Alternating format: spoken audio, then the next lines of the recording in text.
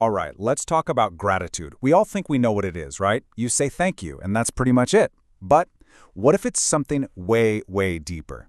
Today, we're diving into the concept of shukr, which is a kind of gratitude that's less about what you say and much more about how you live. It's a total game changer. And everything really starts right here, with this just massive idea. The blessings in our lives, they're not just a lot, they are literally infinite. I mean, just stop and think about that for a second. The air you're breathing right now, the fact that your heart is beating without you even telling it to, it's a constant, endless flood of good things. And really getting our heads around that, well, that's the key to everything that follows. Okay, so if we're basically swimming in an ocean of blessings, why is there such a huge emphasis on being grateful? What's the big deal? Well, it turns out this call to gratitude is seen as absolutely central to, well, everything. Let's dig into why. And this is where our whole understanding of gratitude gets flipped on its head. This isn't just about being polite. Forget good manners. We're talking about something that's considered the very essence of wisdom, a core act of worship. And here's the real kicker.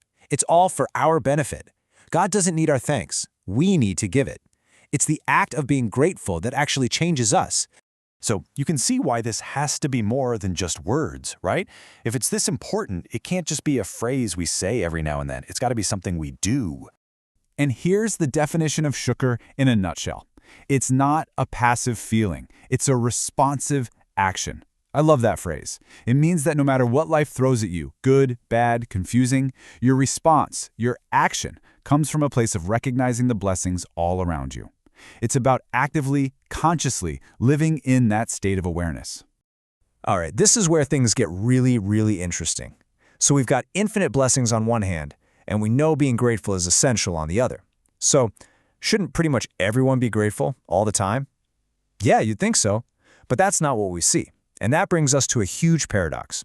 So on one side of the scale, we have this, infinity, countless blessings all around us every single second. And on the other side of the scale, this, and few of my servants are grateful. Whoa. Infinite blessings, but only a few people are truly grateful.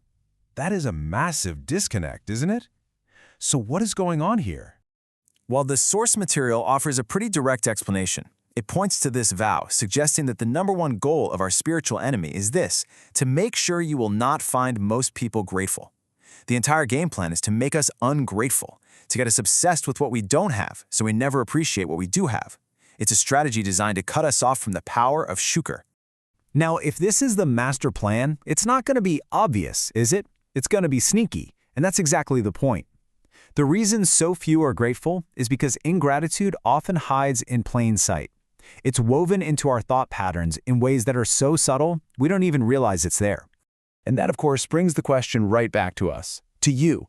Am I ungrateful? And look, our first reaction is probably, no way, I'm a grateful person. I say my thank yous. But what if that's just scratching the surface? I love this medical analogy they use. A surface checkup is you saying thank you and acknowledging gifts. But the deep scan, the MRI for the soul, if you will, that's where you look for the hidden stuff, the deep down thoughts, the assumptions you don't even know you're making, and those little patterns of discontent that are always humming in the background. So what does this deep scan actually look for? Well, let's break down some of these hidden forms of ingratitude. First up, just taking things for granted. The sun, the air. We just expect them to be there. Then there's generalizing blessings, thinking, yeah, I have that, but so does everyone else. So what's the big deal? Then you've got the classic, comparison. The thief of joy, right? And finally, there's that vague, constant feeling of deprivation. That little voice that just says, something's missing. And the list goes on. How about if only thinking? We've all been there. If only I get that promotion, then I'll be happy. Or the constant desire for an upgrade. You're thankful for your phone, but you're already checking out the specs on the next one. Then there's this deep one, not seeing blessings as a test of our gratitude. And maybe the sneakiest of all, saying thank you, but in the back of your mind, you're impatiently tapping your foot waiting for that promised increase to show up.